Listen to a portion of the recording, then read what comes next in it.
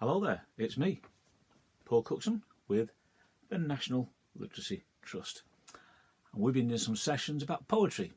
I've done some sessions where I've performed some poems for you.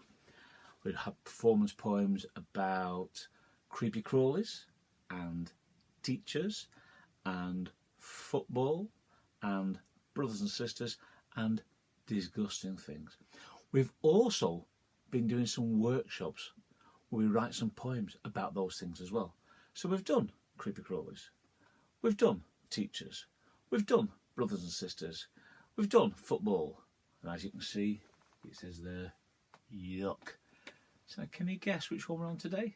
Yeah, disgusting things. Now, you're going to need a pencil and a paper, or a pen and a paper. If by some chance you haven't got those ready, what you can do now is go and get them. If you want, you can put me on pause and I'll just sit here going like that.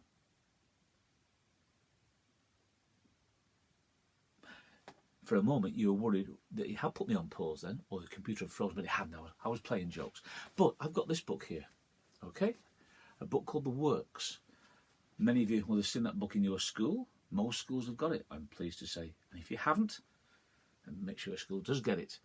And I chose all the poems in this book. And strangely enough, for a yucky poem, we're going to start with William Shakespeare. You've all heard of William Shakespeare. Some of you may have heard this poem before.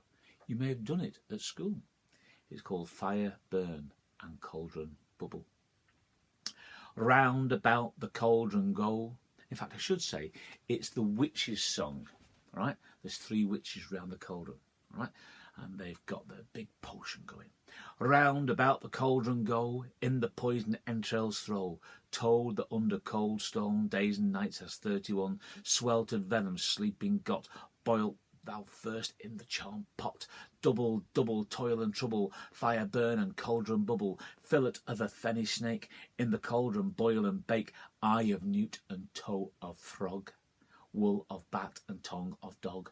Adder's fork, blind worm's sting. Lizard's leg, owlet's wing. For a charm of powerful trouble. Like a hell broth, boil and bubble. Double, double toil and trouble. Fire burn and cauldron bubble. Great poem, great rhythm. What we're going to do is we are going to write our own recipe, our own spell. Okay, so what I'd like you to do is get your pen and paper. I'm going to make a list of the things we could put in the spell. Now, some of the things in there were parts of animals or parts of plants. So if we make a list, I'll write them on here and you can write them down there. Now, you don't have to copy me, you can write your own list. So it said something of dog. Now, in the poem, it said tongue of dog. So we're not going to copy the poem, but what might you put instead of tongue of dog? You could have ear of dog. You might have paw of dog. You might have tooth of dog. You might have whisker of dog. You might have eye of dog. I quite like that. See, once you start to say them out loud, you find out which ones sound best.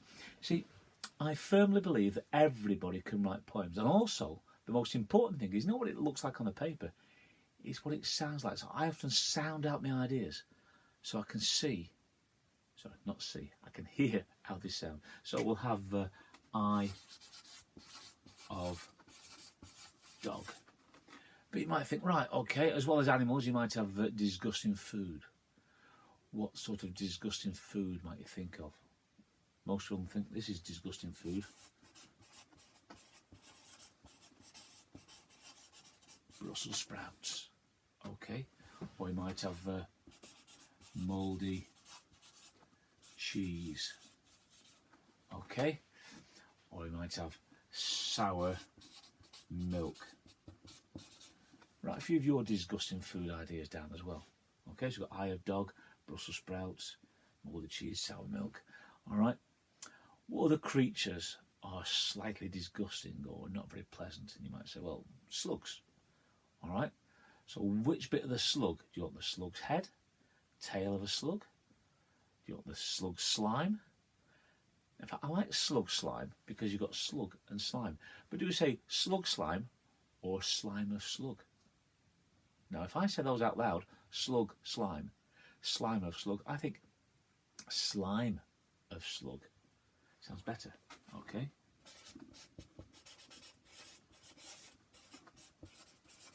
You think of slugs, you think of snails as well. So you could have, what part of the snail could you have? Obviously, shell. Do we say snail shell or shell of snail? What do you think? Yeah, I think shell of snail as well.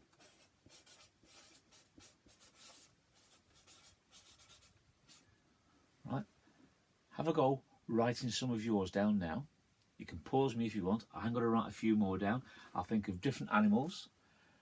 And because it's a spell, I'm going to try and make it magical. So I might think of, you know, strange creatures.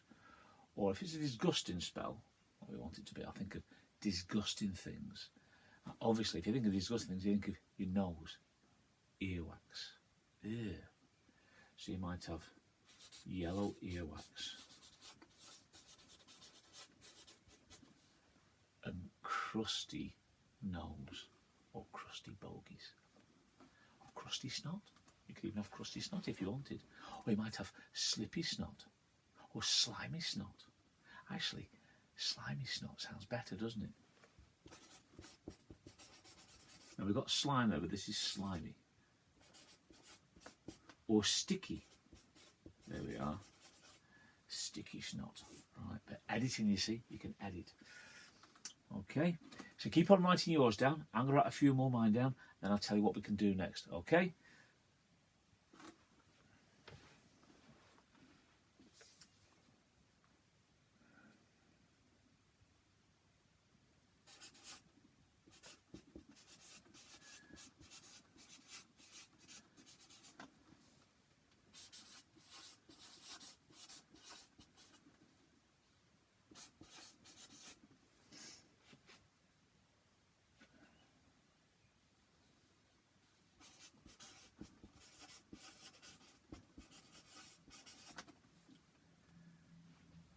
Couple more and then I'll tell you what we're doing next. So we've got eye of dog, Brussels sprouts, mouldy cheese, shell of snail, slime of slug, sour milk, yellow earwax, sticky snot, wiggly worm, spider's web, beetle's leg, brother's socks. There we are. Now socks or sock? I probably think sock might be better. You wouldn't want two of your brother's socks, would you? Okay, so whatever list you've got, that's fine. What we're going to do now, we're going to put it together with Shakespeare, believe it or not. So I'm going to read the first bit out, the hubble bubble, and then put this, and then put hubble bubble in again. You could find that poem on the internet, print it out, and do the same. Double, double, toil and trouble, fire, burn and cauldron bubble. Eye of dog, Brussels sprouts, mouldy cheese, sour milk, slime of slug, shell of snail, yellow earwax, sticky snot, wiggly worm, beetle's leg, spider's web and brother's sock. Hubble, bubble, toil and trouble, fire, burn and cauldron bubble. See, rhythmically, that works sense. But some of you are thinking, well, it doesn't rhyme. Now, poems don't have to rhyme. However, we might find things that do rhyme. What does rhyme mean? It means when words sound the same at the end. For instance, have we got any? Oh, dog and slug. They don't exactly rhyme, but they rhyme enough. All right? So we'll put eye of dog and slime of slug. Now, milk doesn't rhyme with much. Cheese. Now, I've got anything else here that rhymes with? Oh, snail. Now, snail rhymes with tail. So, what creature's tail will be disgusting? You have a cat's tail, but that's quite nice, or a dog's tail. But you might have a rat's tail. Okay, so we'll have shell of snail, rat's tail. Okay. So those rhyme as well. We've got yellow earwax, sticky snot. Snot and sock. They don't rhyme exactly, but they could be. So we've got sticky snot, brother's sock. And actually, I hadn't noticed this until now. I was thinking I'll read that out. Beetle's leg, spider's web. Now again, they're not exact rhymes, but they sound close enough. Beetle's leg, and then I'll write it down here. Spider's web. So if we do it again, hubble, bubble, toil and trouble, fire, burn and cauldron, bubble, eye of dog, slime of slug, shell of snail, rat's tail, sticky snot, brother's sock, beetle's leg, spider's web, hubble, bubble, toil and trouble, fire, burn and cauldron, bubble. That sounds great, but it means that all these other things that don't rhyme aren't used. So we can put those here. And you can do that. So you might have Brussels sprouts, eye of dog, mouldy cheese, slime of slug, sour milk, shell of snail, wiggly worm, rat's tail. Can you see how that makes the poem sound even better? And then you can think of other things. We haven't even put discussing things like underwear. You know, Dad's pants. How disgusting are they? You know? So, let's put that. Dad's pants. Eye of dog. Brussels sprouts. Or Brussels sprout, I think we'll have. Brussels sprout. Slime of slug. Mouldy cheese. Actually, cheese would go on because cheese would rhyme with knees. So you might say that for rhymes if you wanted. Mouldy cheese, shell of snail. Now, do we need yellow earwax? I might just put earwax. Ear wax. So let's try this now. Dad's pants, eye of dog, Brussels sprout, slime of slug, mouldy cheese, shell of snail, earwax, rat's tail. There we are. Wiggly worm, sticky snot, Brussels sprouts, brother's sock, spiders. Oh, we've got spider's web, so we'll have to think of something else to go there. You might have. What about your sister? Sister's perfume. She probably thinks it's nice, but it might be disgusting. Or you might have some old food. Now it might have mouldy meat. Oh, we've got mouldy. Let's have rotten meat. Can you see we're filling it in? So we're not writing a poem line by line. We've got all the ingredients and then we're putting them in the best order. One of my favourite definitions about poetry is the best words in the best order. And you sort of build it up. And you might find that you say these in different orders. I've just written these down in this order.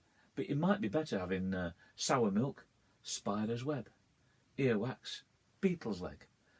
So it doesn't matter what order we've written them down in. You try it in different orders until you come to the best possible order that works for you, but say it out loud and say it gleefully and disgustingly as well.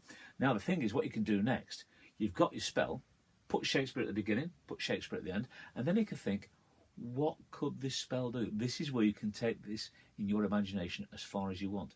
What is it a spell for? Is it a spell to make mum and dad go to sleep? Is it a spell to make dinner ladies smile? Is it a spell to make teachers let you off your homework? Is it a spell to make your brother stay in the toilet for a long time?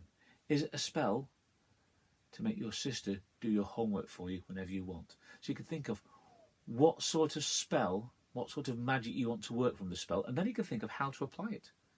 Do they drink it? Do they have to spread it on? And that can be part of your poem. So you can build it up bit at a time.